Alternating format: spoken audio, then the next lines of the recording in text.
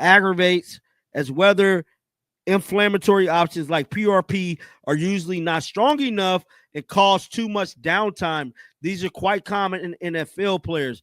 Whatever the medical staff is doing right now, it is unfortunately not enough. So basically, this medical expert is saying the medical staff suck.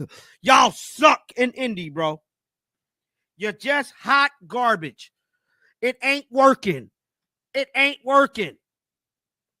Now, this is recent developments regarding Satou Sabally have emerged following her decision to withdraw from the 2025 All-Star Game. The news was initially reported by Kyle Peterson on X, revealing that Sabally, who was selected for Team Clark, would not participate in the upcoming All-Star Weekend. Sabally addressed her absence through an Instagram post, explaining the circumstances behind her withdrawal. According to her statement, she had been dedicating considerable effort over the previous 2 weeks to rehabilitate her body following an injury. Her primary objectives were twofold: returning to compete alongside her Mercury teammates at the earliest opportunity and being able to participate as a starter in the All-Star Game. Now, this is the play that is in question. I know we watched this earlier, but this is the one that is in question. She was holding it, bro. Kayla Clark knew she was hurt, bro. She knew it. She crying, bro. Just as a father saying this is so just unfortunate, bro. So damn unfortunate, bro. Despite her intensive rehabilitation efforts, Sabally acknowledged that her physical condition required additional recovery time, making it impossible for her to compete during the weekend. She expressed disappointment regarding the situation while emphasizing her commitment to ensuring complete health following the break. Her focus remains on providing maximum contribution to her organization and the X Factor as they pursue their ultimate team objective of securing a championship. Although unable to play, Sabally confirmed her attendance in Indianapolis on Thursday to participate in what she considers the most significant aspect of the weekend, advocating for collective bargaining agreement negotiation. She expressed pride in being part of the WNBA leadership community and committed to joining her peers in fighting for a CBA that accurately represents the league's current status and future direction. Unfortunate, bro. So damn unfortunate, bro. So he's saying, the doctor's saying that they suck. The medical staff suck. He says right here. And so let's pull up this doctor. Medical doctor, PRP Stem Cell Sports Family Board certified. So he is a legit doctor, bro.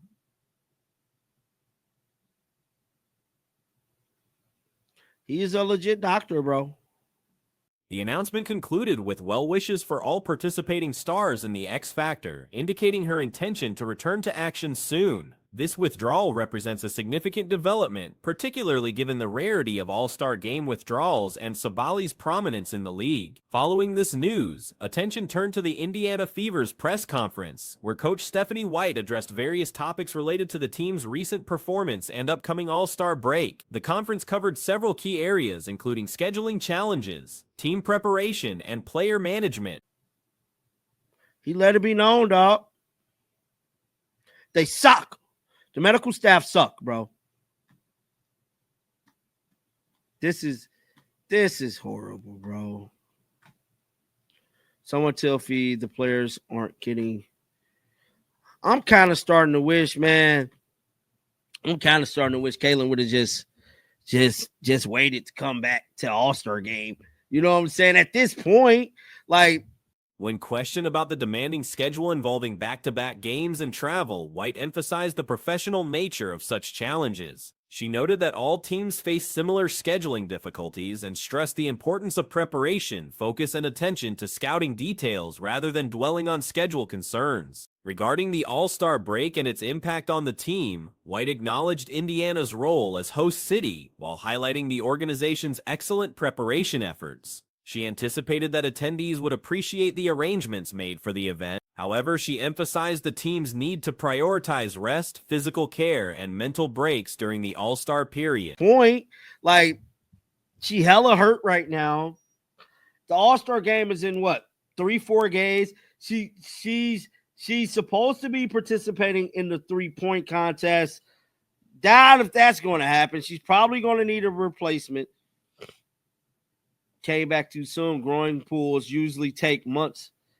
This is just an ugly situation, man. That's the hood at the stop. I don't know, man. It's just so much stuff going on within this league. White stressed the importance of readiness following the break, noting that the team would need to return fully prepared and focused rather than gradually building momentum. The post-break period would require immediate high-level performance without time for adjustment. When asked about team morale following recent adversity, White described the team's mood as stable.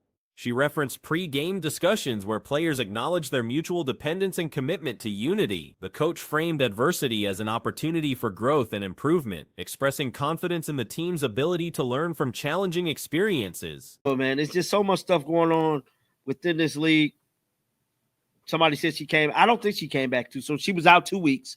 And then we got to remember she was out, what's that, a month? She was out for a whole month before those 2 weeks. Caitlin Clark, John, and all of the chat, have a great night. Shout out to you, Jules. I doubt on Caitlin Clark. I don't know, man. I don't know if she play all server. I just yes.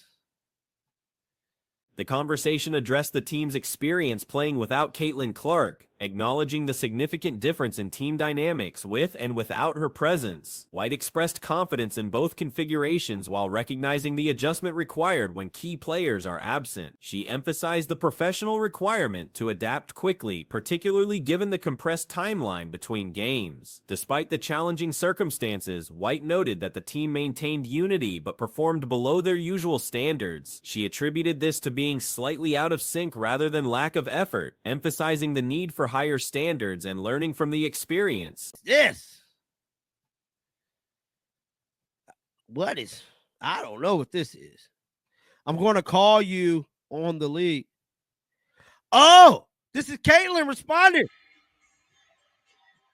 Caitlin threatened to call the league on the ref. He must have, bro. What did dude say to Caitlin? Because that's the same referee from earlier.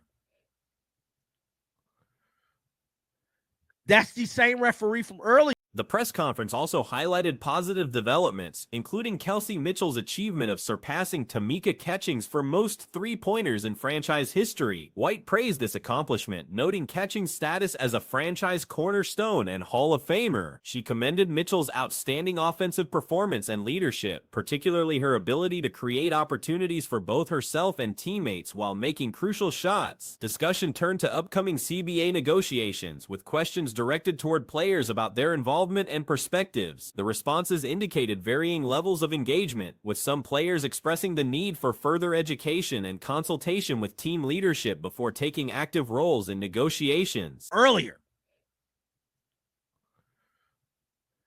That's the same referee from earlier. I'm telling you right now. That's the same referee from earlier.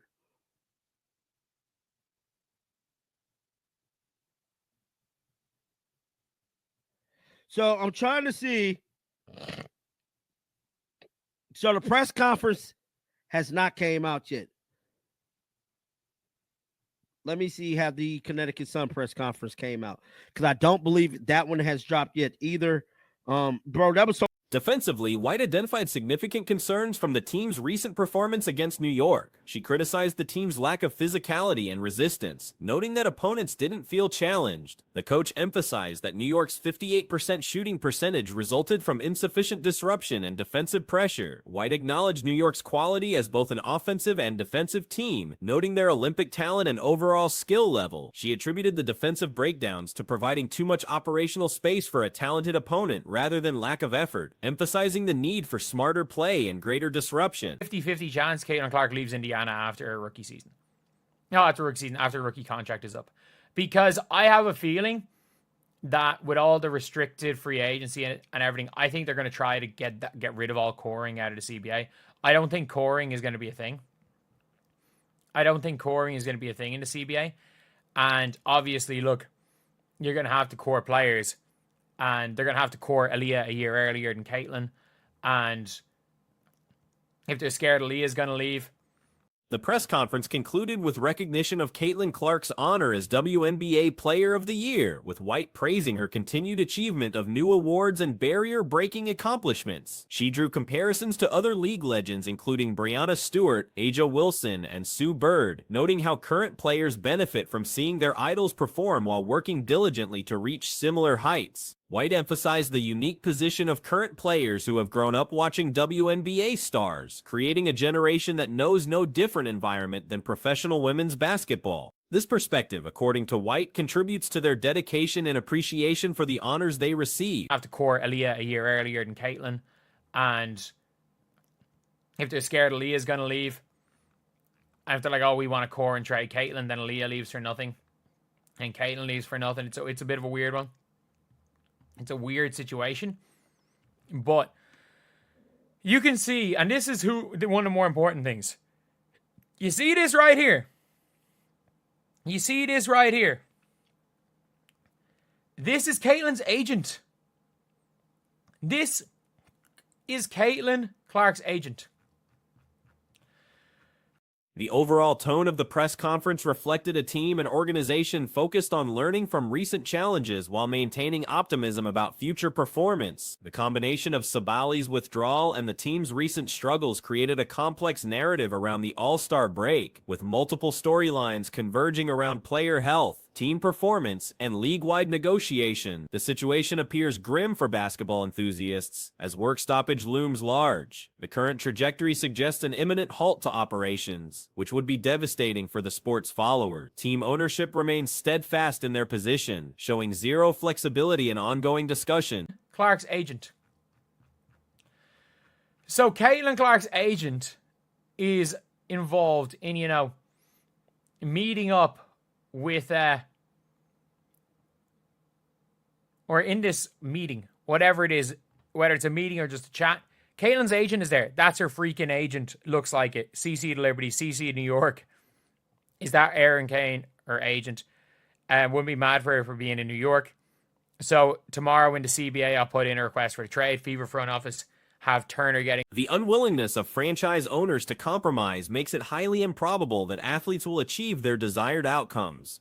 Many assume that proprietors will benefit significantly from the recently negotiated television contract. However, the reality is that this broadcasting agreement generates only $15 million annually. The majority of these franchise owners also possess NBA teams. For these billionaires, $15 million represents merely a fraction of what they spend on a single player's salary, equivalent to half of what someone like Tobias Harris earns.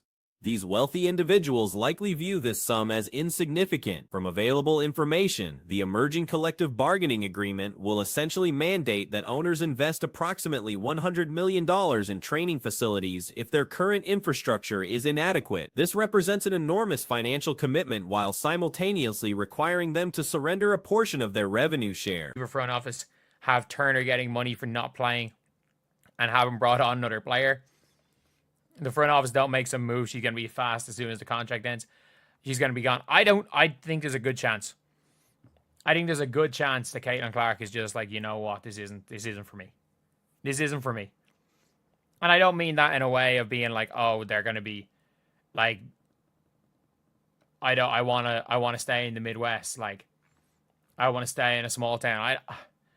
I don't know. The athlete demands seem disconnected from current realities. While players rightfully seek increased compensation reflecting the league's expansion, their specific requests create complications. They desire a larger portion of total income while simultaneously wanting their percentage to mirror NBA standards. Achieving this would require the NBA to contribute part of their earnings, and the WNBA would need to allocate their entire revenue stream to meet such demands. An impossible scenario. The WNBA teams currently receive only 42% of league revenue, meaning that $15 million annual figure gets reduced to $7.5 million, roughly equivalent to a rookie contract. Teams generate approximately $7.5 million yearly from operations, and for this modest amount, ownership faces significant pressure. I want to stay in a small town. I don't know. I think this is probably nothing for now. But this reminds me of, the secret Kyrie and Kevin Durant meetings.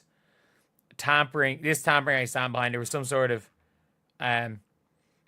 taking talents to New York. I have so many mixed feelings about the implications of this when my needle is moving.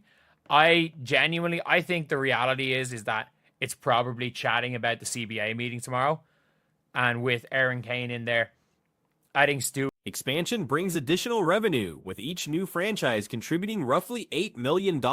However, players have been referencing Unrivaled as their benchmark for compensation standards. This comparison proves problematic because Unrivaled operates with a single location serving 40 athletes, utilizing one centralized facility. Creating a bubble environment allows for premium amenities, but requiring every franchise to meet such standards creates massive obstacles. Teams like Connecticut Sun would need to either relocate or construct new facilities depending on potential buyers. New York Liberty must secure construction space in Manhattan, notoriously difficult and expensive. Dallas Wings face similar facility construction requirements in their costly market. Indiana Fever is already investing over $100 million in facility upgrades, as are Chicago Sky. According to statements from players, ownership responses fail to address priorities they've outlined for a transformational agreement that provides their deserved share of the business they've helped build. Unfortunately, the league has accepted substantial external investment, resulting in minimal actual ownership of the organization. Stewie is like,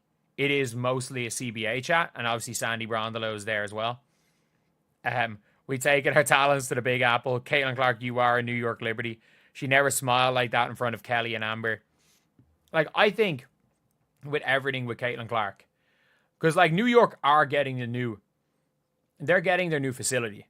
And I think she's probably looking at it and like, man, I'm cool averaging 15 a game, just getting a bunch of assists.